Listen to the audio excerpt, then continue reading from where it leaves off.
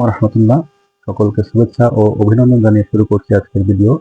আজকে আমাদের বিষয়টি হচ্ছে অনুশীলনী 3.1 এর আমরা দুটো অঙ্ক আলোচনা করব। একের যে বর্গ নির্ণয়, সূত্রের সাহায্যে বর্গ নির্ণয়, সেই অঙ্কগুলো আলোচনা করব। 6 নম্বরটা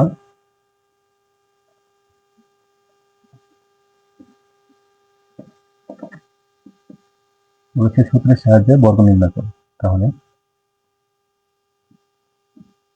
2a plus 3x minus 2y minus 5z এর বর্গ। এখানে 2a plus 3x minus 2y minus 5z বর্গ মানে হচ্ছে স্কোয়ার। আমরা এখানে স্কোয়ারের সূত্র ফেলবো। তবে একটা জিনিস খেয়াল রাখতে হবে যে এখানে 4টি পদ রয়েছে। আমরা এরকম 4 পদের হোল স্কোয়ারের কোনো সূত্র আমরা এখন পর্যন্ত পাইনি নবম দশম শ্রেণীতে। তো সেই ক্ষেত্রে আমাদের এখানে আমরা জানি যে দুটো করে পার্ট বানাতে হবে। একটা পার্ট বানাবো আমরা 2a plus 3x, এটা দিয়ে আমরা একটা পার্ট বানাবো। এরপর হচ্ছে এখানে মাইনাস কমন নেব, আর 2y মাইনাস প্লাস হবে 5z। এখন আমরা সূত্র ফেলবো। এই যে দেখতে পাচ্ছি যে এখানে রয়েছে, প্রথম যে ব্র্যাকেট দিলাম এটাকে আমরা a ধরবো আর এটাকে আমরা b ধরবো। তখন আমাদের একটা সূত্র হবে a minus b whole square. কিভাবে? যে এইটুকু ধরবো আমরা a আর এইটুকু ধরবো আমরা b। তাহলে a minus b whole square. a minus b whole square সূত্রটি হচ্ছে a square minus 2ab plus b square. এই হচ্ছে সূত্রটি। তাহলে আমরা প্রথমে লিখবো এটা হচ্ছে a তার স্কোয়ার মাইনাস 2ab, 2a এ হচ্ছে 2a প্লাস 3x আর b হচ্ছে আমাদের 2y প্লাস 5z, এটা হচ্ছে b। এরপর হচ্ছে প্লাস b স্কোয়ার, b মানে হচ্ছে 2y প্লাস 5z তার হোল স্কোয়ার। খুবই সিম্পল যে এখানে এটা সবটুকু a ধরেছি, এটা a, এটা b, এটা হচ্ছে b। তার মানে a square minus 2a b plus b square, এই হচ্ছে সূত্রটি। এরপর আমরা দেখতে পাচ্ছি এইখানে এই যে ব্র্যাকেটের ভিতরে এখানে একটা সূত্র হয়ে গেল, এটা a, এটা b, a plus b whole square. এভাবে করে আমরা লাস্টের যে পার্টটা দেখতে পাচ্ছি সেখানেও আমাদের একটা সূত্র হয়ে যায়। দুটো সূত্র একরকম হবে, যে এটা হচ্ছে a ধরবো আর এখানে ধরবো আমরা b, ঠিক একরকম ভাবে এখানে ধরবো a আর এটা ধরবো b। এখানেও a plus b whole square, এখানে আমাদের প্লাস সূত্রটি লাগবে। সূত্রটি ছিল a plus b whole square equal a square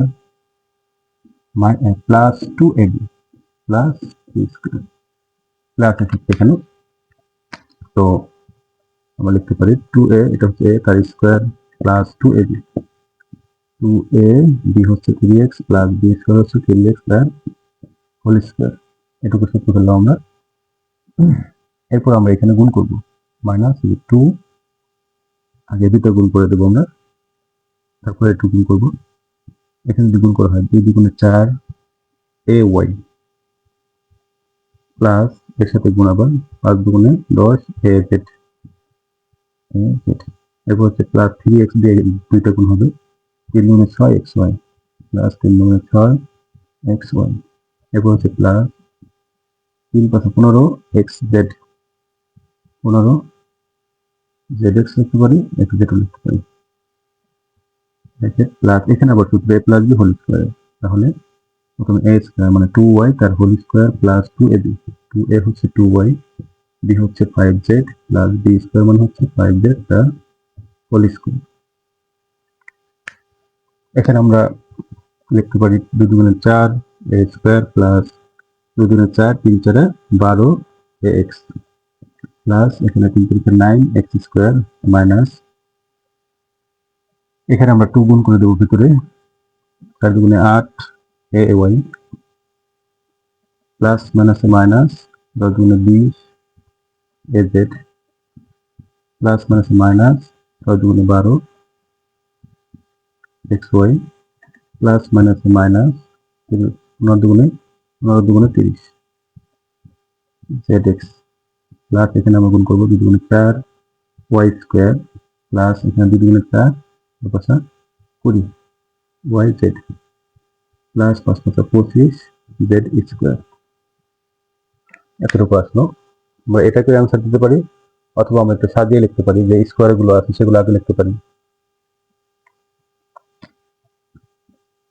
4a square, স্কোয়ারের যে কয়েকটা পার্ট রয়েছে, 4a স্কোয়ার, এরপর 9x স্কোয়ার, 4y স্কোয়ার, এগুলো আমরা আগে লিখতে পারি। 4a square plus 9x square plus 4y square plus 25z square. এরপর লিখতে পারি বাকিগুলো, plus 12ax minus 8ay minus 20az minus 12xy minus 30zx plus 20yz। এই হচ্ছে আমাদের এটার অ্যান্সার। একটু বড়, তবে খুবই সহজ। এই দুইটা সূত্রের সাহায্যে আমরা এটা করতে পারি। এরপর আমরা করব বর্গীয় নম্বর।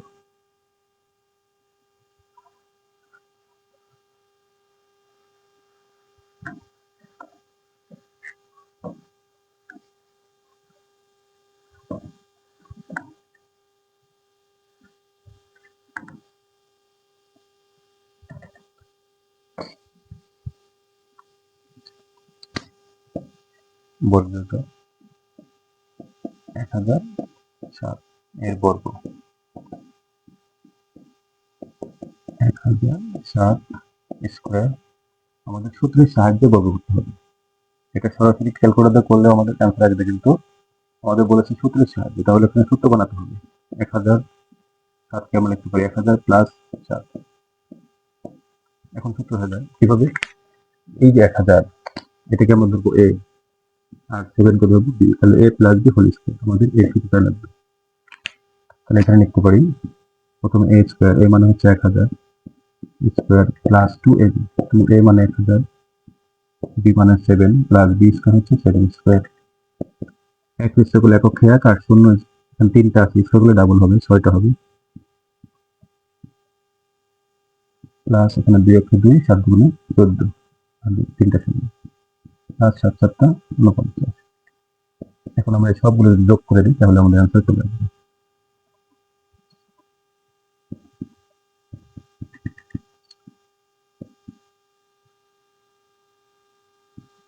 এটা হচ্ছে আমাদের অ্যান্সার। খুবই সিম্পল।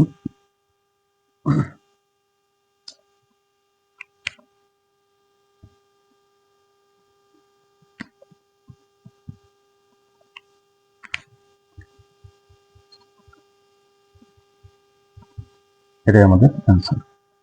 আমরা এটা ক্যালকুলেটরে যোগ করলে আমাদের হয়ে যাবে। খুবই সিম্পল একটা অঙ্ক।